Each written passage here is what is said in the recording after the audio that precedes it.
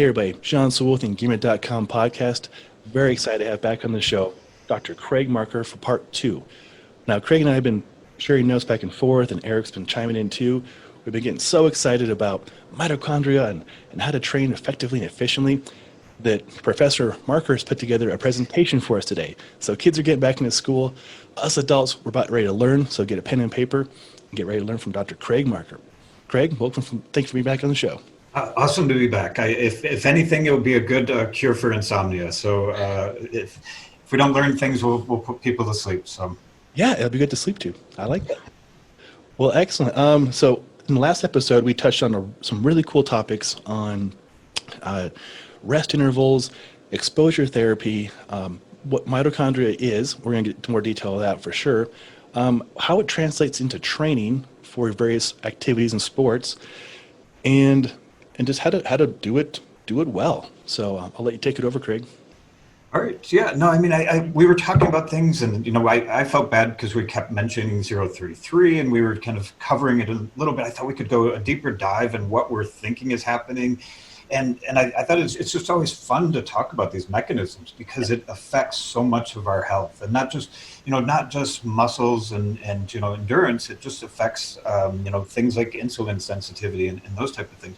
So I thought if we can go a little deeper, we can get into maybe some of the mechanisms, and maybe we'll start off with just muscles and how muscles work. And I find this fascinating. I mean, it's a very mechanical process. I mean, we have these, and if people are watching the video, I'm going to have some little presentations, but I'm going to try to describe them really well as we go through things.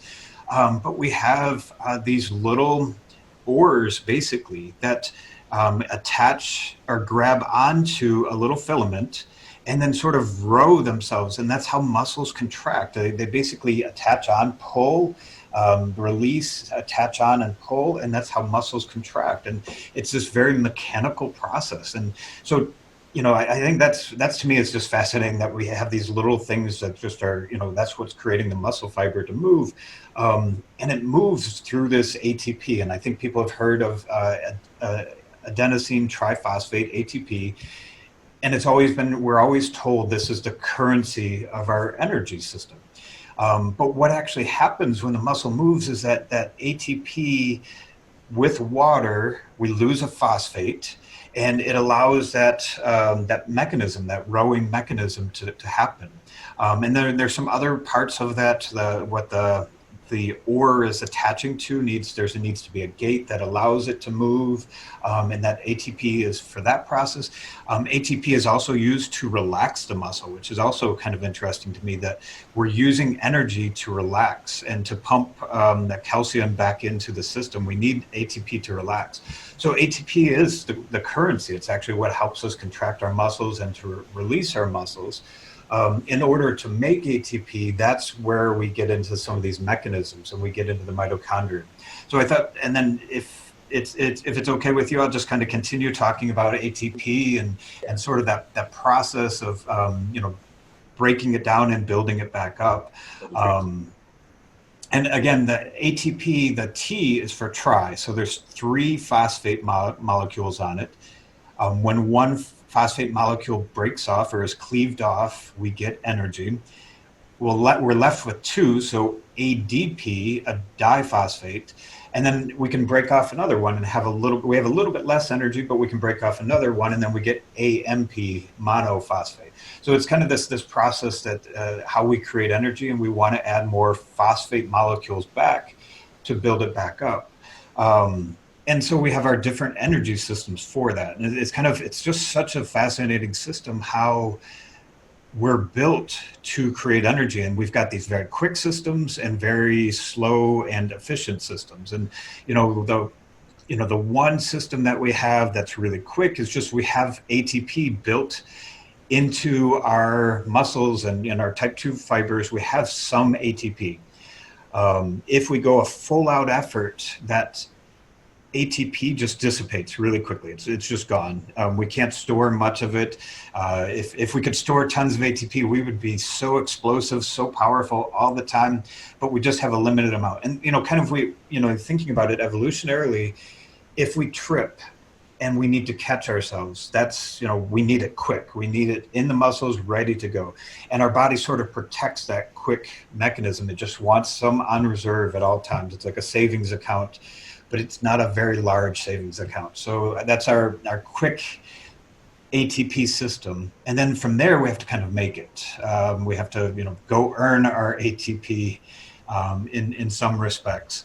So the second fastest system, the second most powerful system, is the phosphagen system, or the phosphate system. So the Phospho-Creatine system. And I don't know if you've taken creatine before. I've taken creatine. It's probably one of the safest supplements. It's one of the things that we see a lot of results with. And when we take that, basically the phosphocreatine gives up a phosphate molecule very easily, so ADP can become ATP very quickly. Okay, I'll add to that. I've taken creatine on and off for at least 20 years, and I've definitely noticed myself increase in performance, and so that's cool to see how it works. Yeah, yep, and again, it's not as quick as the stored, but it's very quick and just. It's the most efficient. Just it's donating a phosphate. Here you go, take it.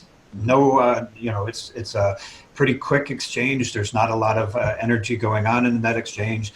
But again, we can't store that much creatine in our body. You can take jugs and jugs of creatine, and we're just going to excrete it out. We can only store so much of that. So again, this is another way we can get it, and taking creatine, or we get it from food sources, only allows us to store so much energy. So again, we have to find other ways to create this ATP in our body.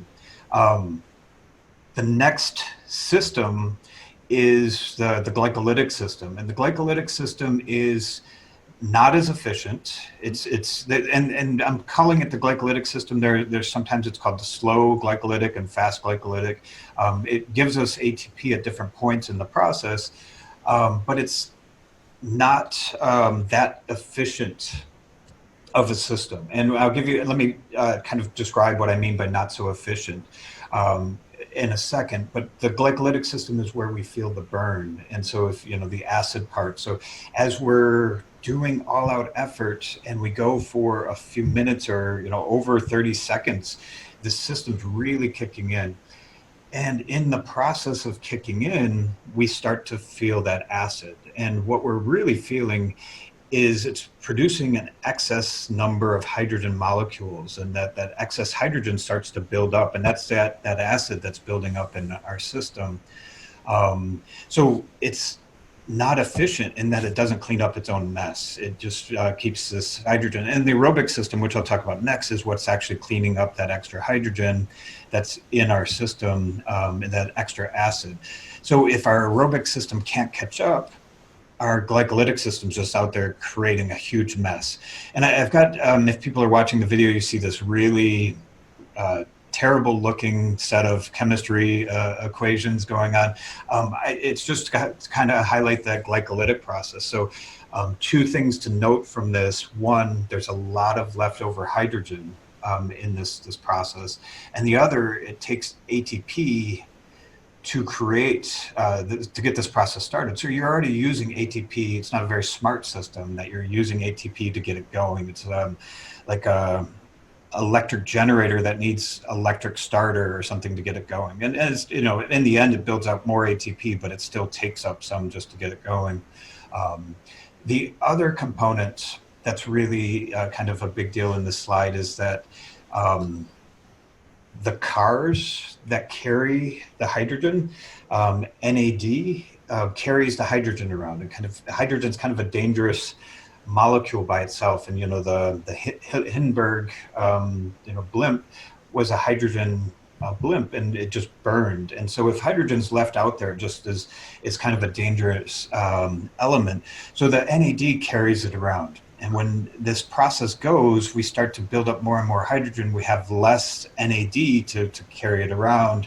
NAD is also used for cellular repair.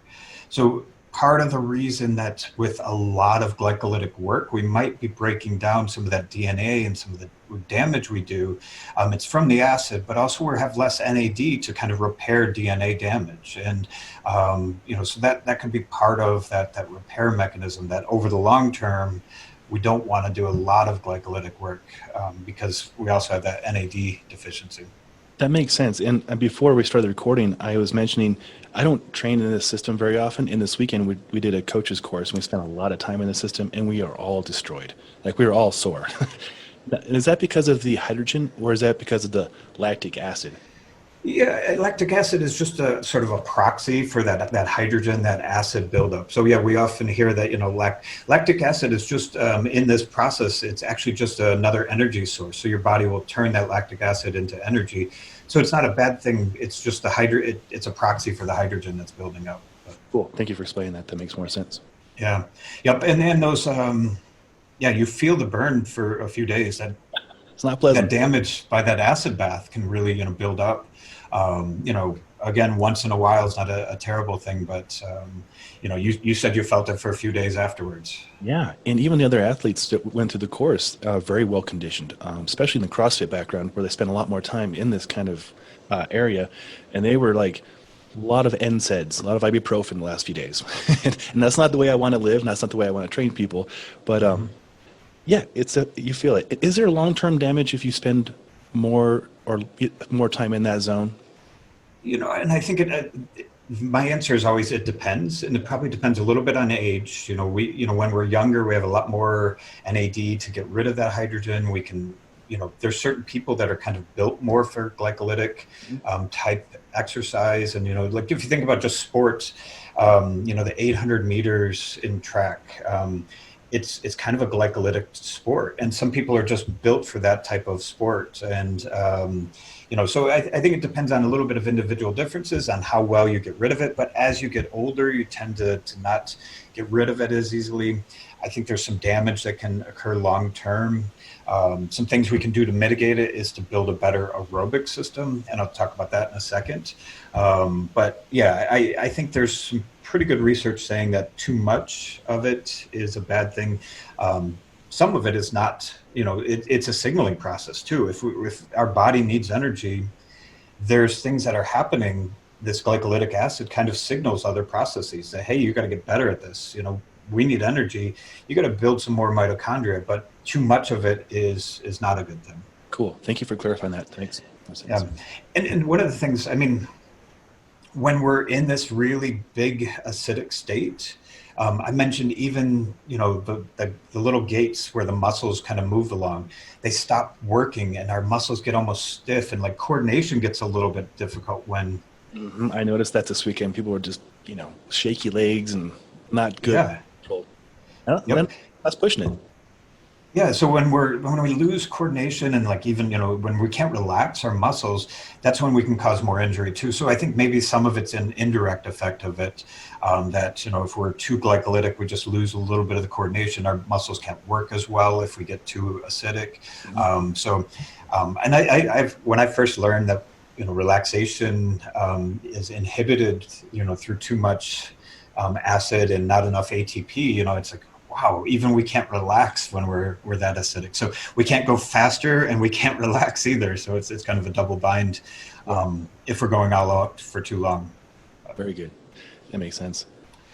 Yeah. So and those issues, again, the glycolytic system, something we need. It's that sort of the aerobic system that I'm going to talk about next takes a little bit to ramp up and to become, at its optimal, and its optimal is still not as powerful as the glycolytic system. So the glycolytic system is quick, it gives us power, but it's a little bit dirty of a system, creating a little bit too much exhaust. It's like a old 70s muscle car or something. It can tear out for a short distance, but all kinds of smoke, and it's not going to be very fuel efficient, but it can get the tires burning a little bit, and so it's a useful system for some things. But for sure, that's a fun analogy too. I like that. Yeah, and then we'll go right to the aerobic system. The aerobic system is a pretty complicated system. I have a slide showing it. Many of you who've had like the Krebs cycle have learned this before, but it's going through the process. It takes it's creating NADH. It's an efficient dropping off little hydrogen ions to the electron transport chain. The electron transport chain moves the hydrogen ion along the path, and in the end, it's kind of, there's like a little crank, and it's like a mechanical crank that cranks a phosphate molecule onto adenyl diphosphate. And, it's again, it's this mechanical system, which is amazing inside the body that we have these mechanical systems. So this little electron traveling through this electron transport chain can cause problems at times if we're, if the system gets backed up. These electrons will start flying off, and it's sometimes called the reactive oxidative species, ROS. Antioxidants are thought to clean this up. But this reactive oxidative process is thought to be a bad thing, but also that can be a good signaling process too, so that we need every once in a while to signal off of that, we need a more efficient system. We need more mitochondria. So if we're, trying to pump out ATP, and, we're giving all the system, the input, but the output's, not fast enough, the electrons are going off and saying, hey, this is not working. Let's fix this system. And it might get rid of inefficient mitochondria. It might signal a process to create more mitochondria. So all of these things have an interesting feedback loop to them. So nothing is good or bad. It's all just the right amount of things. Oh, cool. That makes more sense. I like that. Yeah. And this, so just thinking about supplements, we talked about creatine. I'm not advertising supplements or anything, but one of the processes that take place is that first traveling in the electron transport chain is by CoQ10. And you may have heard of CoQ10. People take that sometimes. It just kind of creates a more efficient process of traveling that electron. So, I think as people get older, maybe it's useful to take CoQ10, that might create less oxidative processes, that aren't useful signaling things that are causing damage in the system. If you have enough, you have enough. You don't necessarily need to take more of it. But, as people get older, that might be something. If I were a nutritionist or somebody who could recommend it, I'd recommend it. Also, people who take statins for lowering cholesterol, statins interfere with CoQ10, so it actually can cause more damage if you're taking statins, because you're creating more reactive oxidative species. So I recommend anybody who takes statins also talk to your doctor about taking CoQ10 as well. That's super helpful. Yeah, I'm very aware of CoQ10, and I feel like I took it years ago, but I have no idea why I took it. I was taking things, and I would just take it for months and see if my life got better. If I didn't take it again. Yeah, no, and I do the same thing. This is, I read a study, like people who have more CoQ10 have less heart attacks. So I thought, I'll take it, but then I never really see a result or measure it, or right. And I don't really know the mechanism. So this is part of the reason I dive deeper and get the mechanisms. But and I think it's one of those things. If you have enough, you have enough. Taking more of it's not really that helpful. So yeah, I think maybe as you get older, it might be useful. But excellent. Yeah,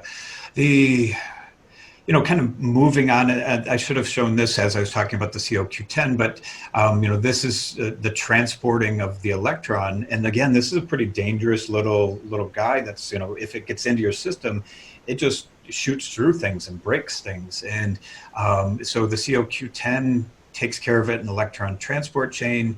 The NAD is taking care of it as it's moving through the system. So we want to have enough of each of those. People have been advocating, David Sinclair has been advocating taking NAD type supplements, and he recommends different types to replenish the NAD. And maybe that's useful. I think the research on it's a little bit mixed, and probably because it's difficult to get into the cells where it's needed. And again, that NAD is the car that takes the hydrogen places. If we don't have enough of that, we have too much hydrogen building up.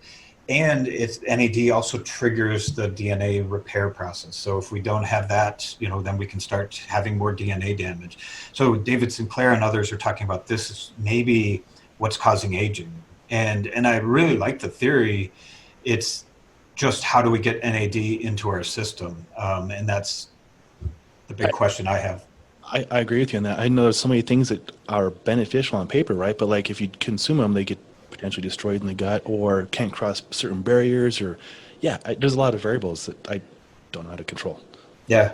Yeah. And again, I like to experiment. I know that there are practitioners that are doing intravenous NAD that, puts it right in the blood, and then people are advocating it's good for substance use. And I don't really understand the mechanism of why that would be good. And I don't really know how useful it is. Is it, you feel good when you're getting this in your blood, but maybe, how long does that last? Yeah. I think the body can, self-correct.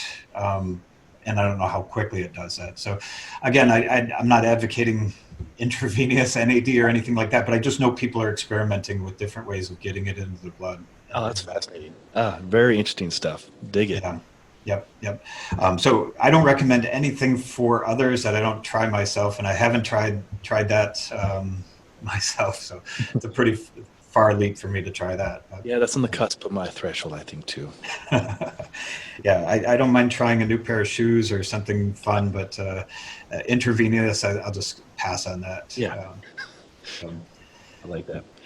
Next slide. This is going to blow some minds. This is cool. So yeah, just talking about last time we talked a lot about 033. We were acting like everybody knows what 033 is. And I think it's kind of useful just to talk about what this protocol is. And actually, before I even talk about this, maybe I'll just talk about some of the other protocols and what else has been, what we've learned before this. So Maffetone, Phil Maffetone, he's got the Maffetone number you might have heard of. He did a lot with triathletes, and he kind of was looking at what would be useful for them in building a better aerobic system. And so he worked with Mark Allen. Mark Allen was a pretty good triathlete, but had started tailing off, and went to Maffetone. I don't know the exact story of it, but Maffetone said, do not get in the glycolytic zone. And, train like this for 6 months, and I guarantee that you'll be, and I'm exaggerating the story, of course, I don't know what the dialogue was, but I guarantee that you'll be great again. And that's what happened. And so Mark Allen had to, push his bike up hills because he couldn't get above a heart rate of a certain amount. He had to do everything in the aerobic zone, couldn't get in the glycolytic zone at all, always avoided that glycolytic process.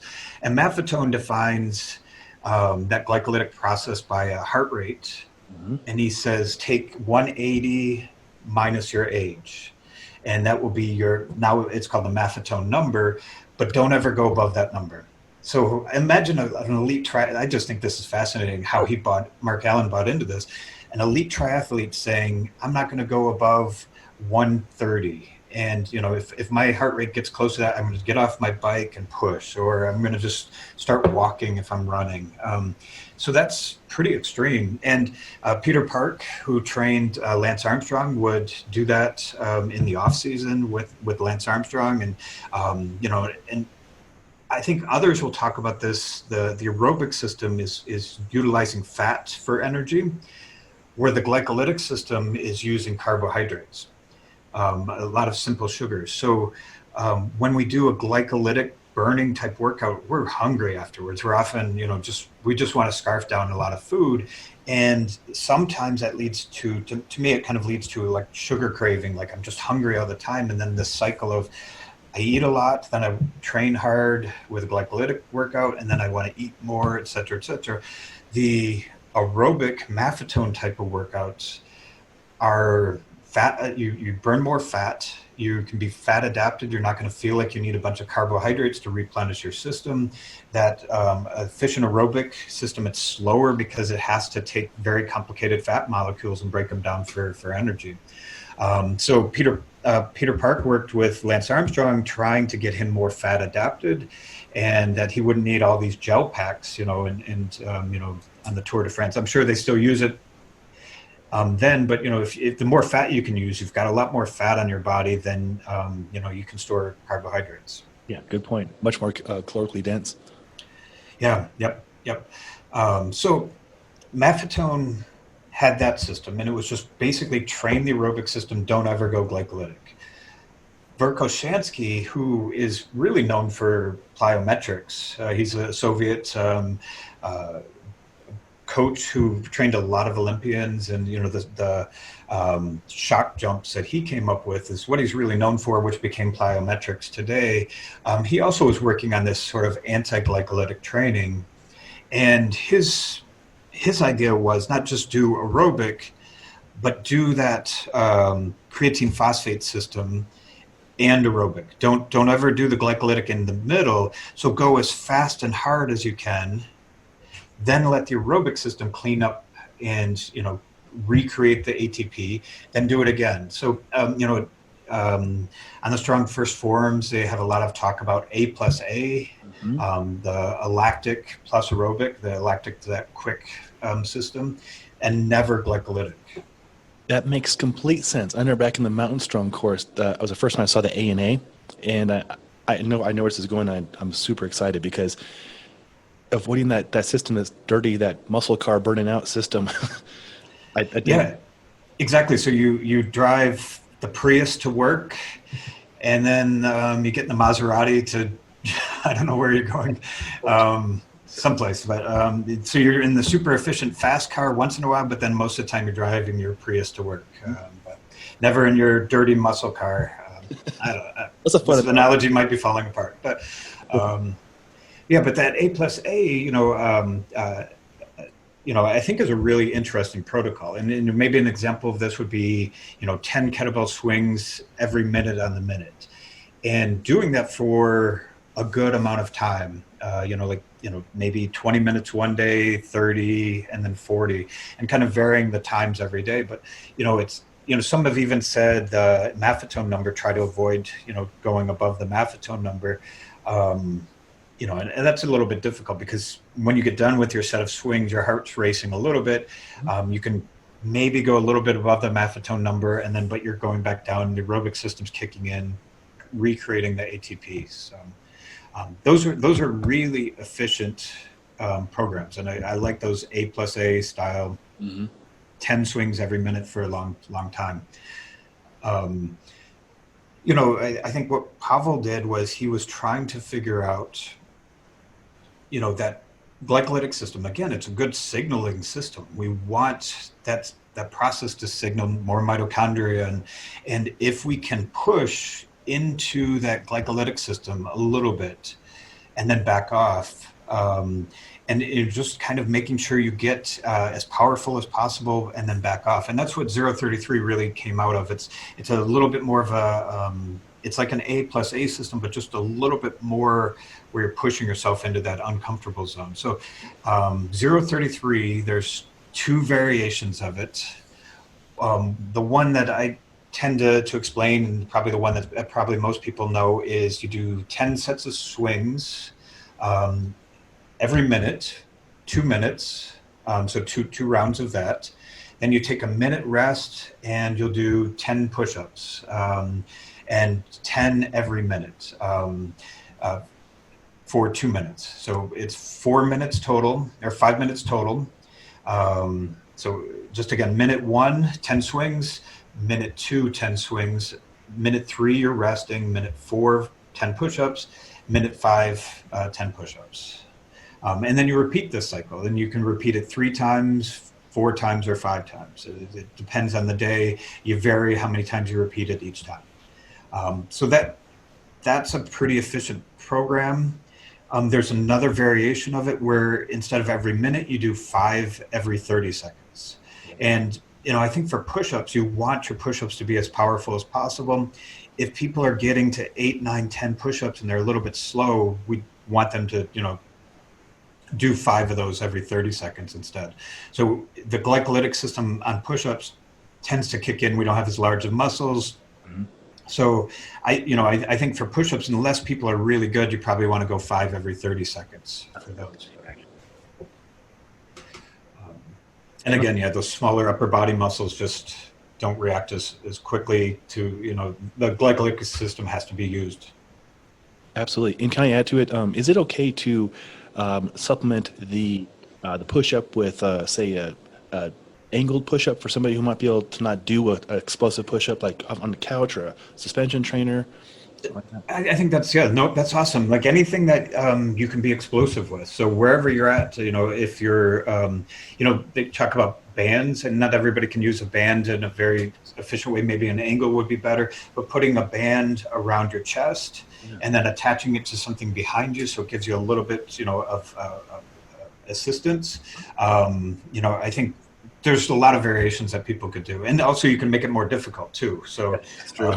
If you're really good at push-ups, using a weighted vest or a band around your hands that goes around your back to give you more resistance could work as well. So anything that you need to be as explosive as possible, but enough resistance as well.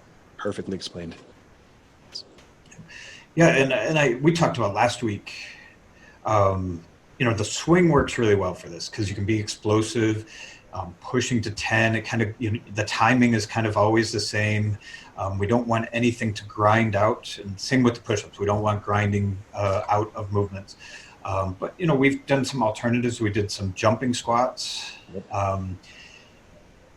It was kind of ruled out because not everybody has good squat form, and trying to be explosive when you're not very good at squatting is not a great combination.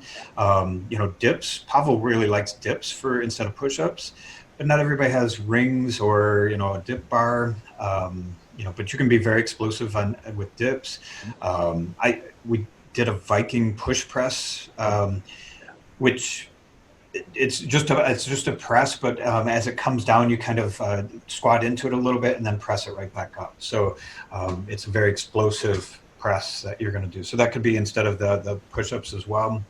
Yeah. And when I was doing this program and I put a lot of my people through it, I did add in a little bit of variety like that. And they loved the Viking push press. The jerk was too slow, although the jerks were a lot of fun, but not for this.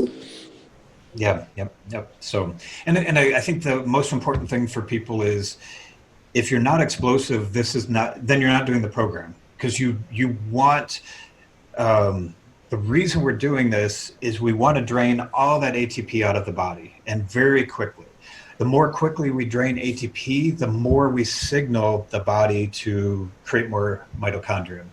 And it actually signals AMPK, which is the AMP, the monophosphate, and then that's the kinase, which when you start having AMP in the body, that AMPK, is a good signaling molecule. And we'll go into that in a little bit more detail in a second, but that's why we do these very explosively, drain the heck out of the system as quickly as possible, and then recover with that rest interval. So I see people grinding out push-ups. It's like, no, stop. You don't want to grind on these. You want to be explosive. So. Absolutely. And I don't want to take us in the wrong direction, but we mentioned last time using other things like the Concept 2 rower or an assault bike. Those would be effective and safe as long as you're going almost all out, right? Exactly. Yep. Yeah, and I think just times, you'll have to kind of figure out timing of it. The rower works pretty well in this protocol because you just have to go really fast, and I'd say probably 12, 13 seconds maybe. Wow, that sounds very specific, but 12 to 15 seconds, as powerful as possible. And then, getting in and out of the rower is not a problem because you've got rest intervals in between. So for some things, getting in and out of the rower is difficult, but this protocol, it works well. The one thing with the rower or with kettlebells or with whatever, if you're going through these and you can't repeat your performance, then you've used too much. You're going to get too glycolytic. So your first set should look like your fifth set or your third set. It should be just as powerful. And I think the rower really allows us to see that. We can see how many meters we row, or we can see different calories, how many calories we row in a certain amount of time. So accelerometer works really well for kettlebell swings. We want to be super powerful, and we want that to be the same over time. I dig that. And that goes back to your hurt idea. Like, you repeat these things until it diminishes. If it diminishes, that's it. Yep. Yep. Yeah. Then you've taken on too much weight. You need more rest. You just stop for the day. Put in the work. Yep. Yep.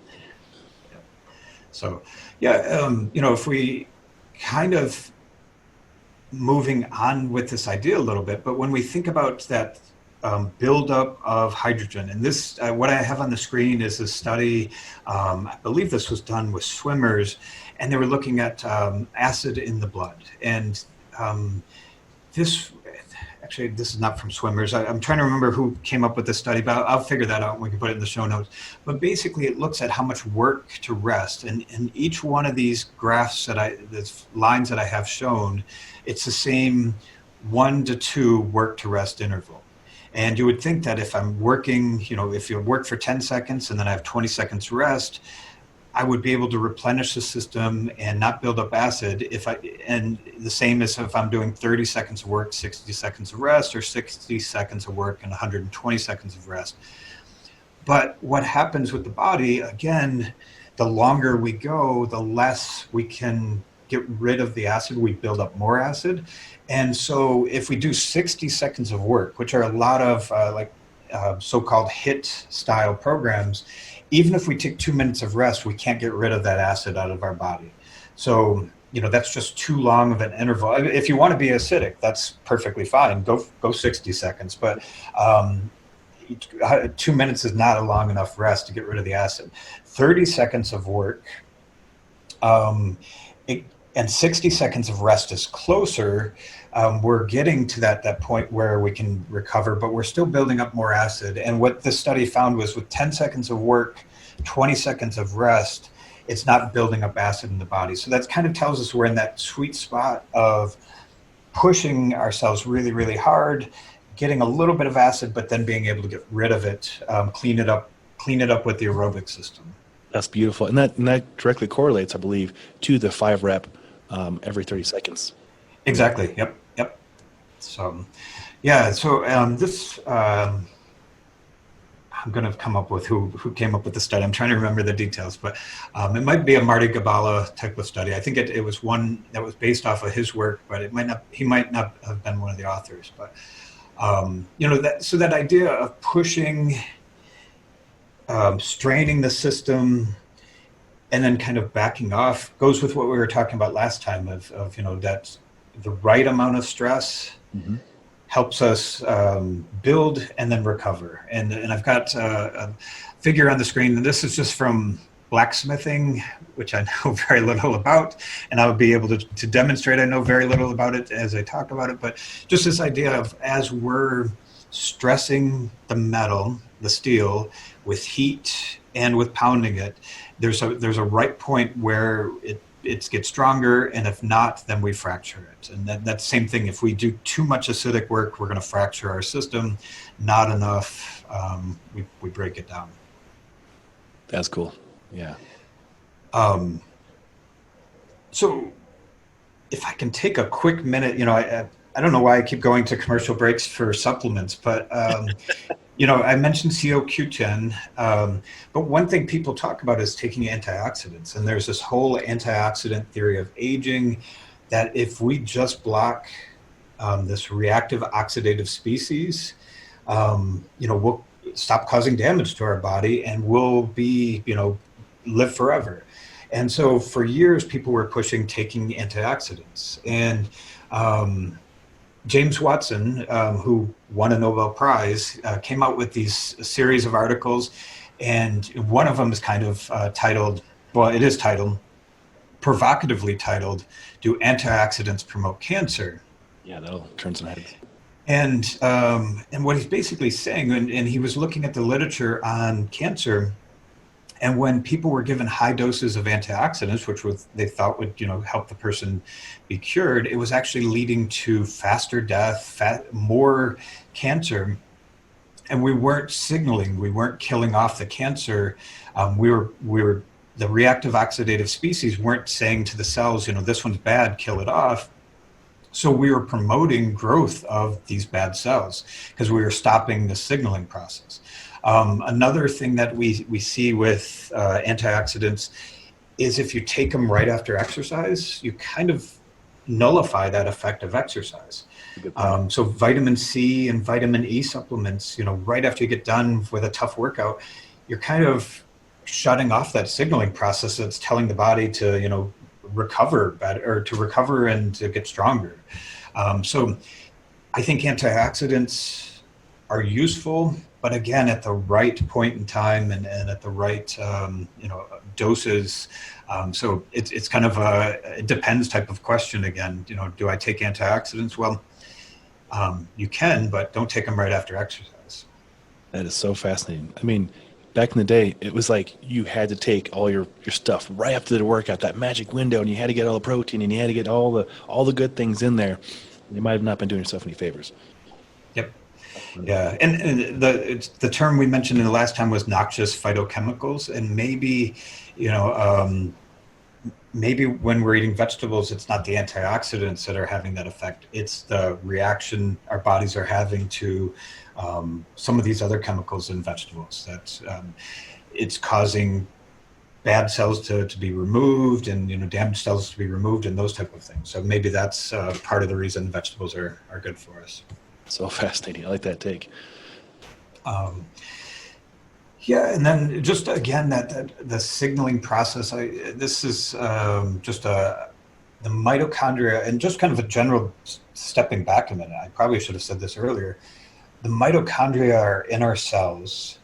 They have DNA that is different from our DNA.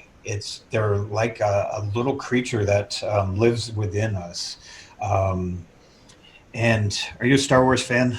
Oh yeah. What is it in the prequels that causes the Force? Midichlorians. Midichlorians, nice. Midichlorians. So the mitochondria are almost like midichlorians in our body, and it's what gives us energy, it's what gives us life. But they're not from us. They're passed down to us from our mother. Most of mitochondria come from the mother, the DNA in there, but they're not our DNA. They're separate DNA. So the idea that was maybe at one point in time there's a microorganism, but it's just been passed on. These mitochondria are what's creating all of our energy, and we're reliant on it, but it has its own type of DNA.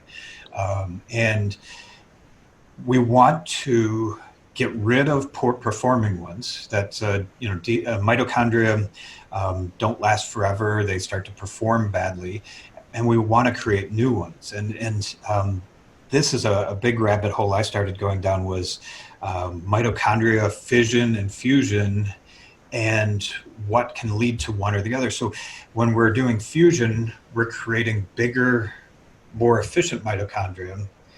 When we're doing fission, we're breaking them into two pieces, so we have two new mitochondria.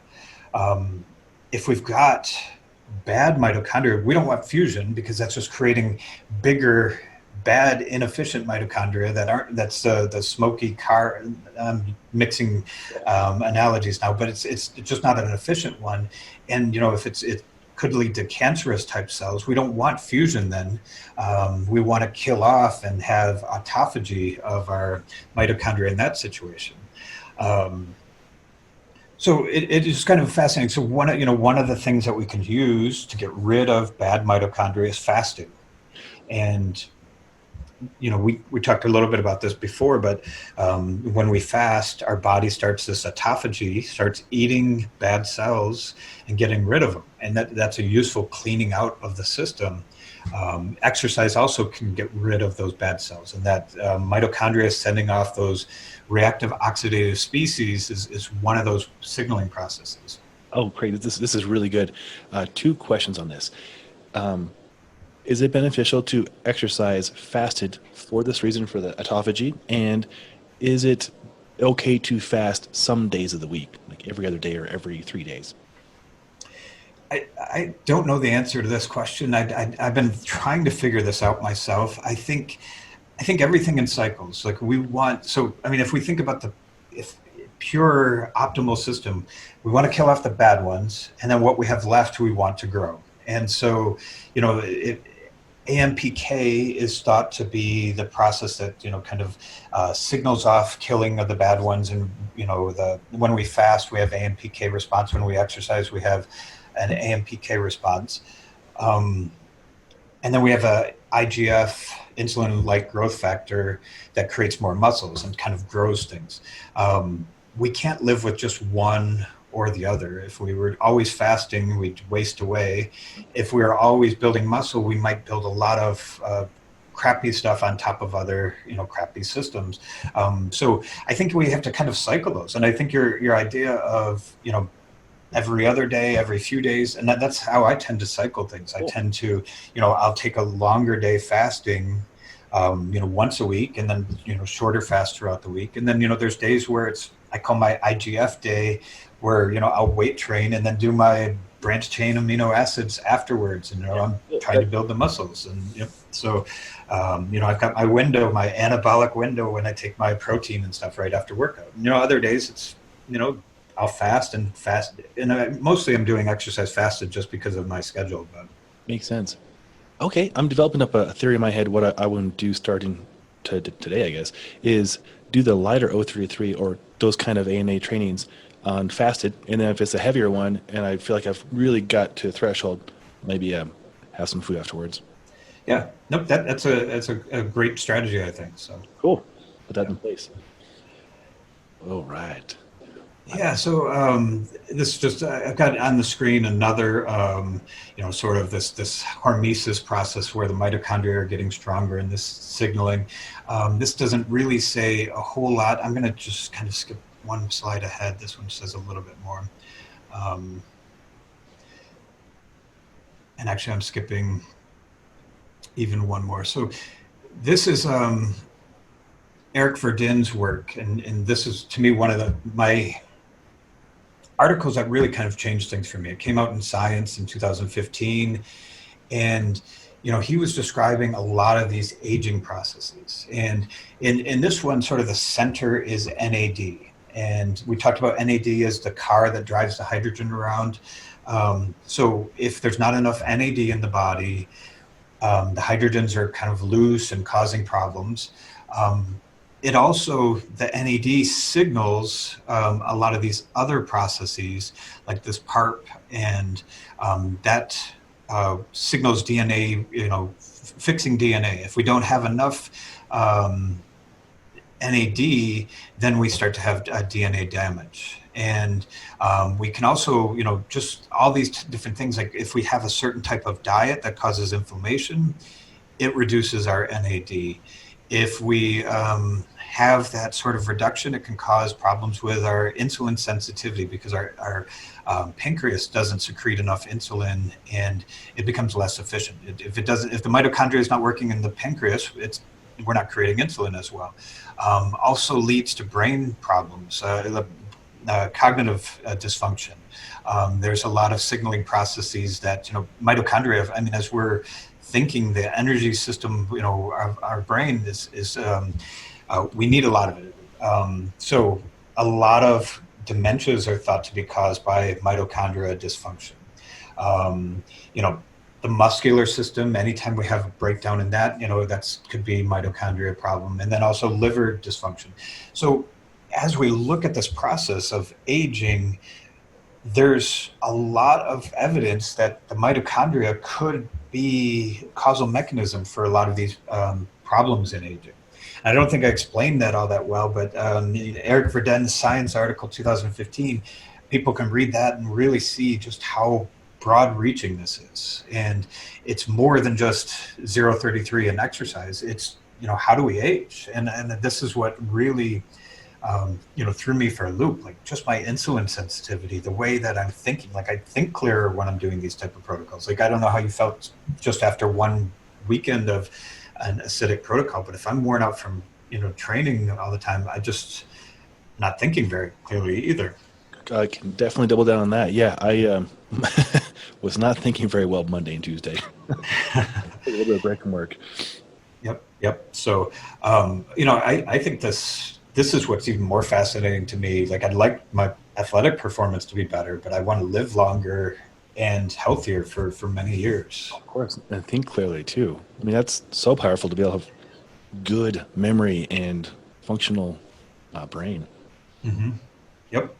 Yeah, and so I think this slide really kind of highlights all those type of things. There's probably much more that I'm not even saying that that's related to how mitochondria affect the body, but it's affecting a lot of systems directly, but probably many more indirectly as well.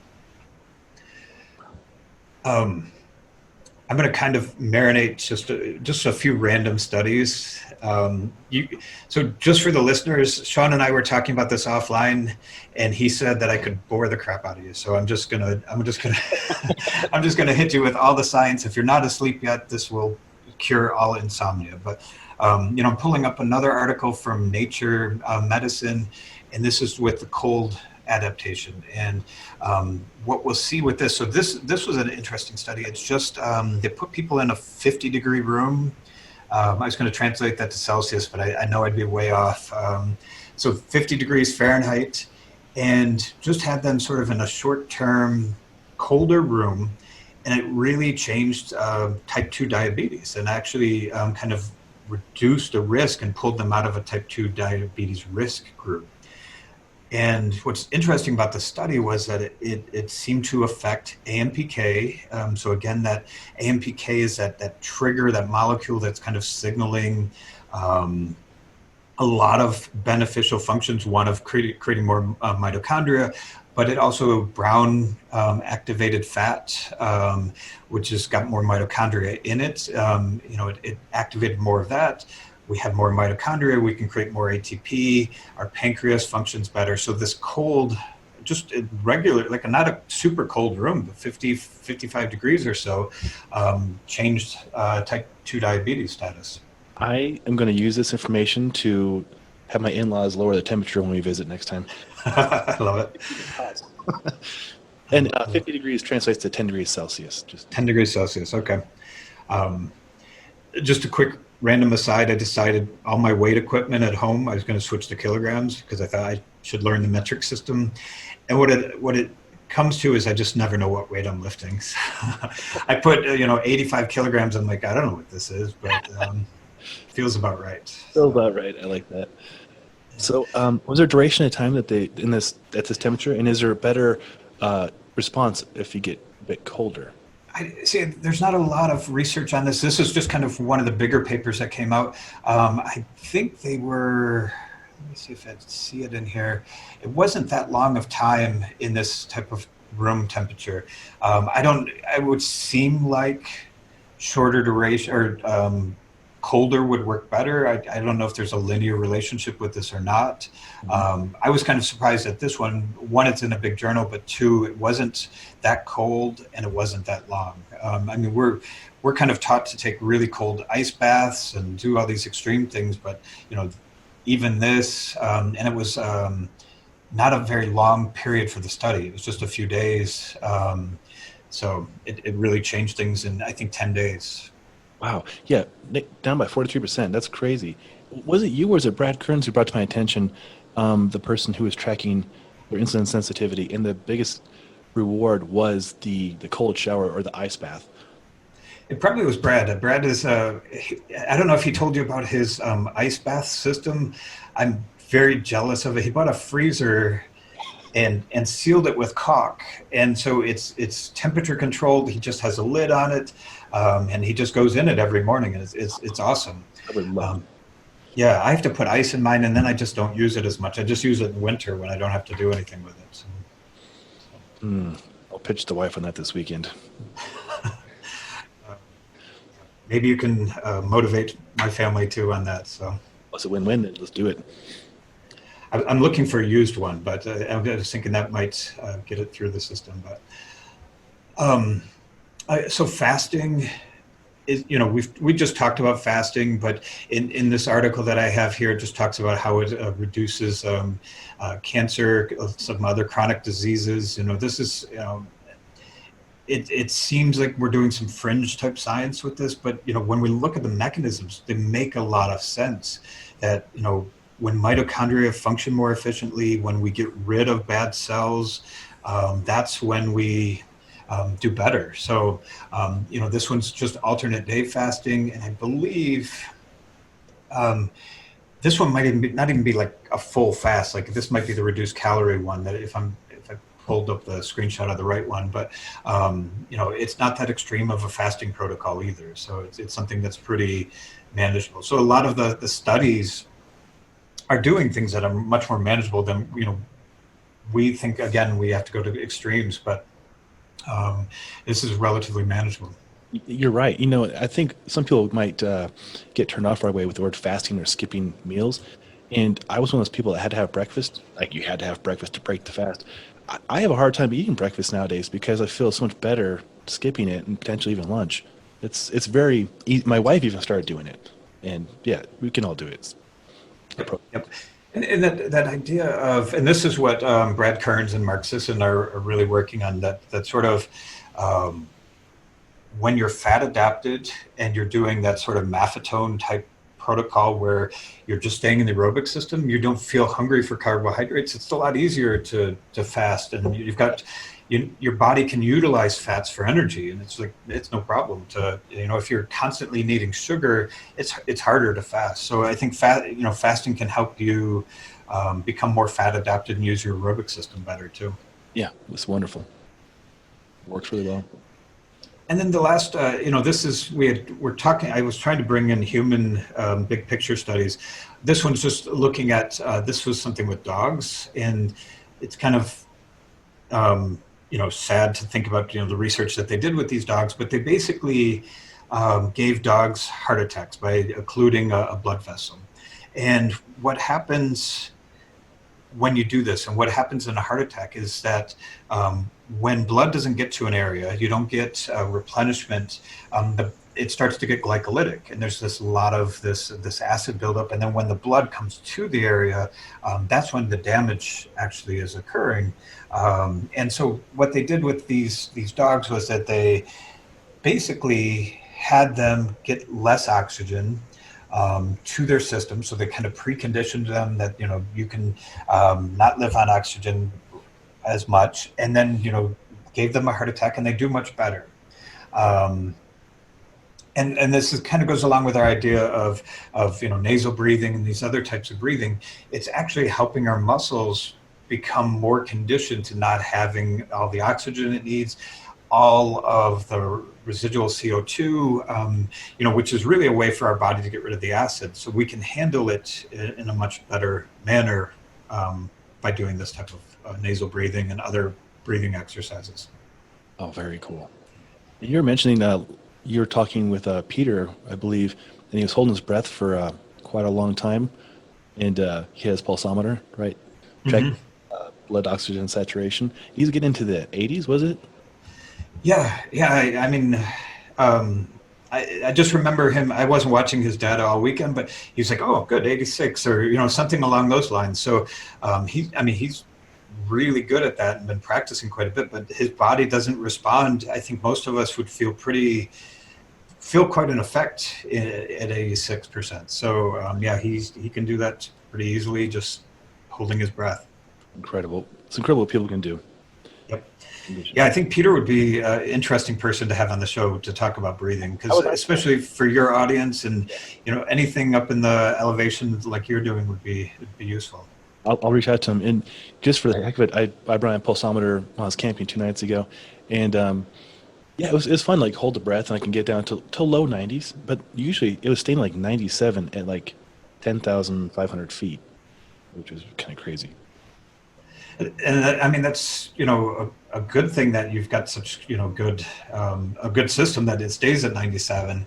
I can never get mine lower either, like he can. And he's a master Beauty Echo breathing instructor. So I mean, this is what he does. So I'll introduce you guys. So I think he'd be really. I'd like to hear him talk more about it too. So do it. Yeah, that sounds fantastic. Oh, this is great. Yeah, I think all this was really fascinating, and again, it's just figuring things out. And once you get down in this rabbit hole of these mechanisms, it's like, wow, all these things are connected. Right. And I hope and I know that a lot of listeners and the viewers scored on this podcast. This was a class from a professor. So I have literally two notepads of notes. So I'll try and include everything you mentioned in here. But yeah, and hopefully even a person curious about health and fitness, hopefully this was helpful. Like what energy systems are, what a mitochondria. I didn't know mitochondria had different DNA. That kind of freaked me out for a moment, but makes me appreciate there's an alien inside of us.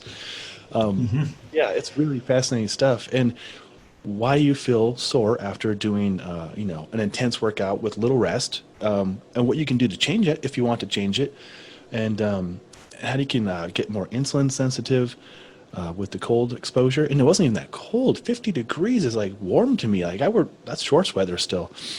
You know. Yep, yep. And I know Craig does this all the time too when he has colder temperatures. This is super fat. We've given a lot of information, but is there anything else you want to cover? Just when you're kind of repeating all that, kind of reminded me, just like the supplements. I think the right dose is what's important, and if we don't necessarily have to go to all these extremes. If we're, if there's a healthy 22-year-old listening to this, you may not need to, worry so much about all of these, cold exposure and things. As you get in your 30s, maybe then it's, more important to do this. You need that insulin sensitivity a little bit more. And as you get older, I think these, processes start to break down a little bit. So to be as efficient as possible, doing more and more of these things is probably important. So again, the dose is important, and their individual differences, of who you are, what level you're at is probably what's important. I don't think a 22-year-old needs to go out and follow all this advice, but Yeah, no, that's a good correlation.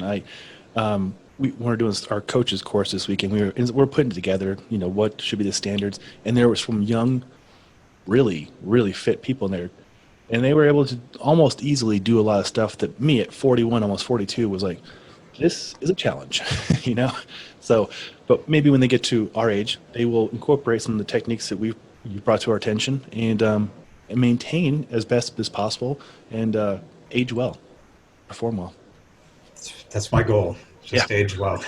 I used to have bigger performance goals, but now it's just age well. I love it. I love it. Yeah.